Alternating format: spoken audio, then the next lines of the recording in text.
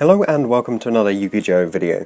Recently I put up a community poll in which players could vote on what kind of videos they wanted to see from the channel, and at the top of that list was competitive format TCG lists that are just doing really well at the moment. So here we have Ryan and I returning to the channel with an Orcust list, a going first list that took first place at an event to win a games console. I believe it was a Nintendo Switch.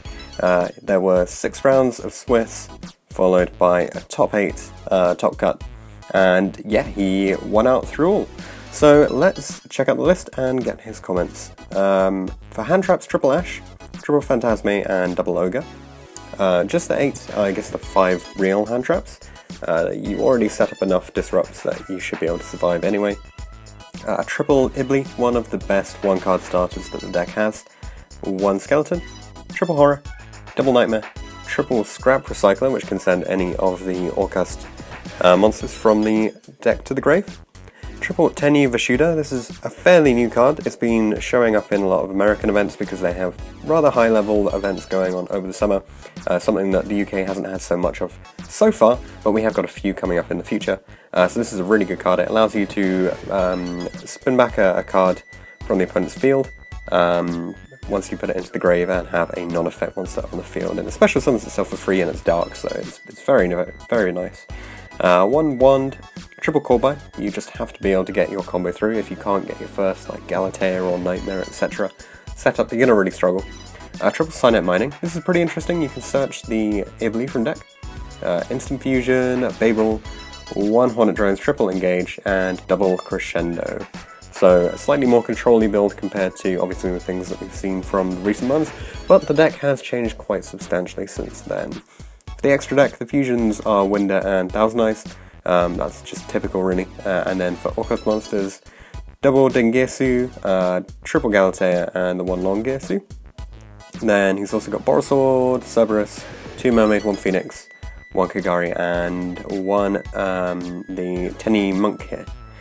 So that is it for the extra deck. For the side deck, double DD Crow, triple Pank, triple Droll, double Effect Bailer, double Ghost Spell, and triple Twisters. So let's get the comments from Ryan then. So he said that the event was really well run. He enjoys Reese's Locals quite a lot, even more so because he's actually managed to win 2 consoles from it. So previously I think he won with an ABC Stun build, and this time playing an Orcust build. He decided to play Orcust because he really likes the deck. He enjoys how it plays now. He thinks that Bardiche sort of allowed many people who weren't very good with the deck to sort of do well with it, just because they had a solid turn 1 combo, so winning the die roll was enough.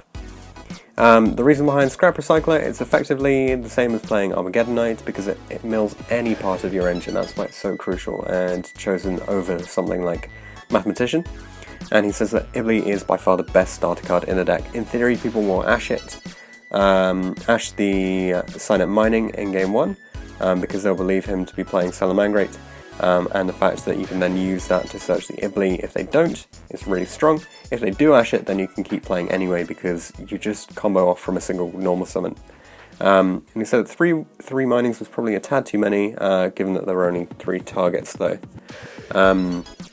As for the Phantasme, he says that he thinks siding it is probably correct at the moment due to his belief that Thunder Dragon Pure will be highly represented in the coming months, as it is essentially a worse helmet version of Orcust that can just win because of its single boss monster. So maybe you want to move the Phantasme out of the main deck, it just doesn't have so much application in that matchup. Droll inside. He said it was really helpful because it helped him to win versus the Sekka Chaos, but that's about it sadly, so he couldn't really comment on how impactful it was. So the rounds that he played, round 1 he was up against Lee Watson, playing Hero and went 2-0. Round 2 against James Edwards, playing Mech Knight Luna Kaiju and went 2-1. Round 3 against Ryan State, playing Sekka Chaos, he went 2-1. Round 4 against Betty, playing Paleo Frog Marincess, he went 2-1. Round 5 against Sam Pearson, playing Thunder Dragon Pure, he went 2-0. And round 6 against Nick Burgess, playing the Musketeers, and he went 2-1. So first in Swiss, and then undefeated in Top Cut, top 8 playing against the Mech Knight Luna, top 4 playing against Thunder Dragon Pure, and in the final playing against Zeki Shah playing the Pendulum build and went 2-1. So really strong record. What's that? 9 wins straight up. Not a single loss, not a single match loss there throughout the entire event. So really, really strong play throughout this entire event. He said that his easiest matchups were probably round 1, as the opponent didn't open very well, round 3 as he finds himself to be the superior Ryan, and round 5 as his opponent breaks both games. The hardest matches were against James Edwards.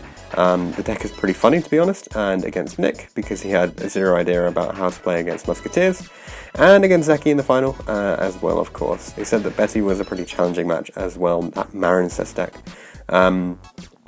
And then in terms of the changes that he would make, he thinks that search cards would potentially, in terms of siding, search cards obviously come out. This is Thunder. Pancratops go in, going second against pretty much everything. And the Bells come in versus things like Thunder, etc. Shoutouts go to the 2015 UK National Champion, the Oliver Newton, for lending the third Ibly and the Winder, and for selling them to him post-event. To Seb for scrubbing out so that he didn't have to play against Salamangreat. For Giles for convincing him to play Ibly and the second Mermaid, and Tom for lending him the Minings, and Reese for the free switch, and also hashtag Andre Bless.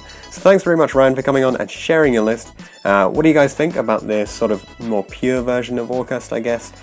Really focusing on setting up boards where you have actual Orcust monsters and the Crescendo Live, and just being able to recur your way into game with things like the Borosword in the following turns. Let me know what you think.